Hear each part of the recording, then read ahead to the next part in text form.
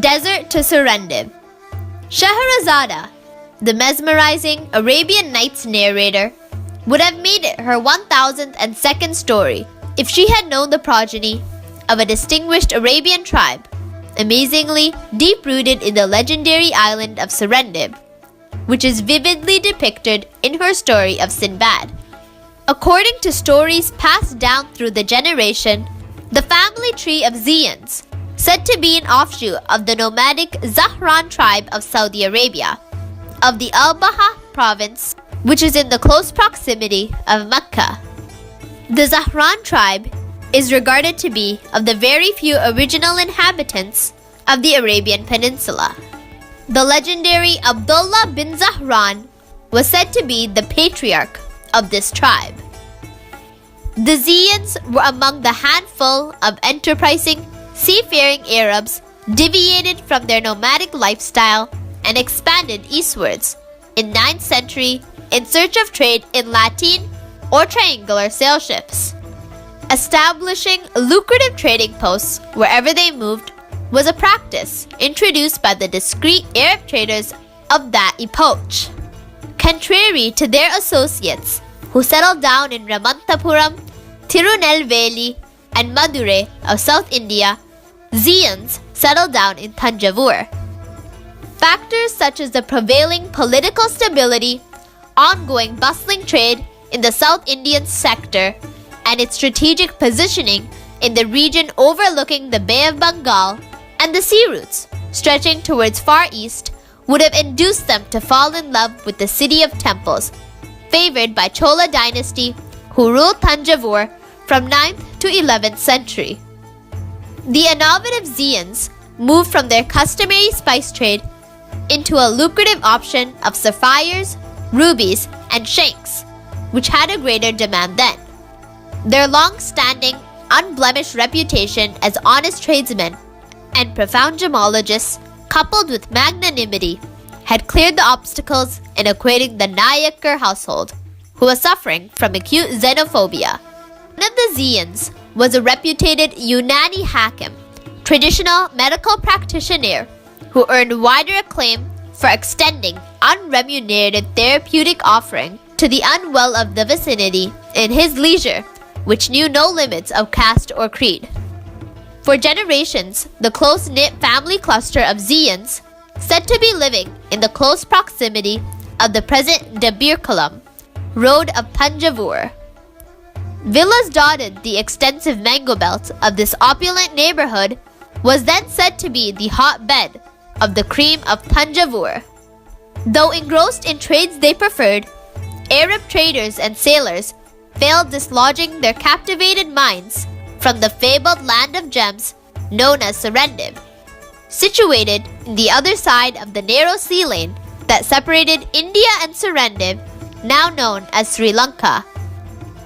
There, the Valley of Gems, witnessed by Sinbad, the fictional sailor from Basra, said to be lived in the time of Abbasid Caliphate, haunted their adventurous minds day and night. Being typical Arabs, Zeyans weren't an exception to the ongoing Serendib mania. Nevertheless, they were on the peak of their trade. In the end, armed with an esteem introduced from the Nayakars to their kith and kin, the then rulers of the Kandyan kingdom, they moved to Sri Lanka and settled down in the hill country. The Kandyan kingdom is approximately 101 kilometers from Ratnapura, the city of gems, said not to be far from the fabled Valley of Gems witnessed by Sinbad. Their ancestry turns nebulous at this stage, but bits and pieces gathered from the stories passed from one generation to another indicates the time frame they settled in the Kandyan kingdom.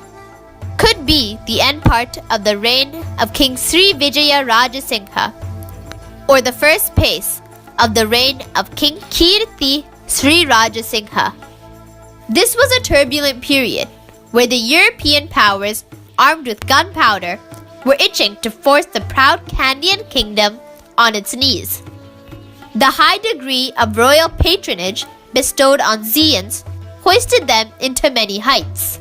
Combination of their profound knowledge in gemology and Unani healing impressed the Naya Kurds, turning their newly adopted domicile the acme of their lineage. They were integrated into the tapestry of the Kandyan society, primarily by entrusting duties which related to the king's administration. One of the distinguished Zeyans was made a part of the Medige-Bada, or transport department, who held the rank of the Medige-Bada Lekam. They were allowed to trade in air kanat, which was considered a royal monopoly then. The Perseverance Zeyans quickly mastered the native dialect Sinhalese by frequenting the Buddhist viharas, temples. Buddhist viharas were the pioneers in teaching the Oriental languages then. Abdul Quddus Zeyan was said to be the most noteworthy among the progeny of Zeyans. He had been elevated to the rank of the curator of the king's cherished gem collection, which was considered an important wing of the treasury. He held the prestigious rank of Muhandiram, which was a senior official title of the royal household. In appreciation of the valuable services rendered to the royal treasury by enriching and cataloging the royal gem collection, Muhandiram Zeyan was given lands, a royal mansion, or a gedera, as his residence in Gampala, and a separate burial ground on a royal decree. The royal house, or gedera, vested to Muhandiram Zeyan was known as Linde Kotua Gedera, which had a noteworthy well so deep and had to be covered with 7 slates at different levels in order to reduce the depth. They enjoyed Linde Kotua Gedera as a leisure retreat and continued in a row of distinguished houses along the far end of the then Ethvidia, Tusker Street, which was swallowed by the changes instigated by the post-conquest era. Kandyan political climate took a dramatic turn with the advent of the British at their threshold. Native chieftains who resented the Naya Kurds dynasty as outlandish started surreptitious pacts with the British. In the end, the proud Kandyan kingdom, which was considered the last bastion for more than 400 years, was conquered by the British in 1815. The toxic chapter unfolded with the capture and banishment of the last Sri Lankan king, Sri Vikrama Rajasingha, to Vellore Fort in southern India. On 24th January 1816 was a heinous episode Zeyans unthought of. The Sinic cycle unfolded, thereafter purging and persecuting the close associates of the deposed royalty, showed Zeyans the exit from the Kandyan kingdom. They relinquished their ownership to the Linde Kotua Gedera and continued incognito, abandoning their family name to let their track cold. Degenerated but steadfast, Zeyans absorbed into the meager Kandyan Muslim society and continued an obscured life. The ever-volatile Kandyan political theater took a dramatic twist once again. Authority of the native chieftains, who wielded considerable influence in state affairs, started waning, with British beginning to squint-eye them. As per the stories passed through the generation, it was a prominent 18th century Zeyan who urged his grief-stricken clansmen flocked around his deathbed to continue the family name that had fallen out of use. The colonial Ceylon changed from coffee to tea and then to a fully independent state. Progeny of Zeyans picked up their long-neglected gem trade from scratch and transformed it into one of the leading figures in the Sri Lankan gem trade. Eventually, Zeyan Muhammad Hashim has been entrusted the baton of legacy, passed through a multitude of flamboyant characters, studded a saga unfolded from desert to Serendib. He furbished the genetically inherited knowledge under the distinguished shades of the elders, who were eminent gemologists. A connoisseur refined under the furnace of over 40 years' experience and exposed to exceptionally rare gems where only few gifted exponents would have set their eyes, being now pushed into a second instinct passed through the lineage. Inspired by the Islamic motto of wealth shouldn't be acquired but shared, he led his personal crusade of endowing the inherited knowledge towards the future generation. He vehemently argued the priceless gems conceived within Mother Earth shouldn't be incarcerated in voracious private collectors' basements when unearthed. Like a weather-beaten tree, the genealogy of their progeny encountered tremendous changes when going through many centuries, different countries, dynasties, and political hurricanes. Couple of years ago, Hashim Zeyan made a shocking discovery when researching his obscured ancestry.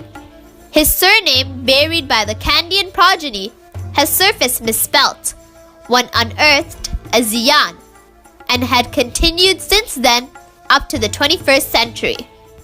The name has really restified by Hashim Zeyan recently after cross-checking with the family history. Accumulated evidences suggested the culprit could be a Sinhalese grammar dictum known as Purvaswara Lopasandhya, which allows tongue-twisting words effortlessly pronounceable by omitting and substituting letters within the word in question. It is hard preventing his mind when unoccupied wandering in the misty Kandyan hills. After all, he is a committed Kandyan, though domiciled in the Western world. He desires to be left alone among the Kandyan artifacts in his ancestral house whenever visited Sri Lanka. The cleverly displayed remnants of the past in the spacious living room give him the feeling of being with the bygone era his ancestors lived. He feels the antiques and Ola leaf, Karipa Talia Roxby, native manuscripts, their elaborately carved ivory and wooden covers with distinct Baka Dika Liavella or double curvine motif are pulsing when touched. He is not a person who holds fancies in mind. Nevertheless, our minds sometimes see what our hearts wish were true. Endeavor of his ancestors brave the unruly waves in search of the island of gems aren't a total waste. There's a fiercely committed 21st century Zeyan to transform the dream into a reality.